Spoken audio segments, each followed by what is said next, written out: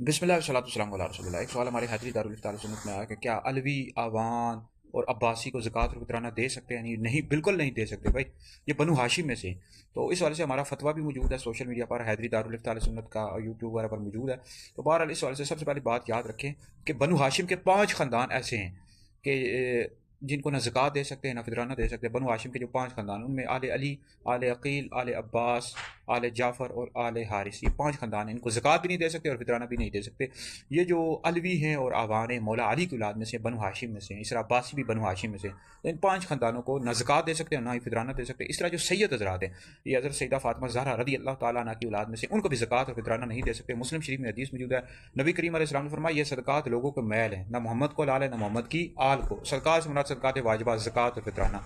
तो इन हज़रात को सादात हो गया और बनु हाशिम के जो 5 ख़ानदान हैं, अलवी, आवान, अब्बासी, तो इनको ज़कात और फितराना नहीं दे सकते भाई। इनकी आप लोग नफली तौर पर खिदमत करें। ज़कात और फितराने के अलावा जो रकम होती है उनसे इनकी आप माली तौर पर खिदमत करें, ठीक है। इनको मांगने की ज़रूरत ही नहीं पड़े। अगर आप ये गरीब हैं तो आप इन लोगों के घर जाकर इनको नफली तौर पर इनकी खिदमत करें, पैसे इनको दें और दीगर जितनी भी ज़रूरियात की चीज़ें इनको फराहम करें जिनको अल्लाह रब्बुल इज़्ज़त ने वुसअत दी है, तौफीक दी है।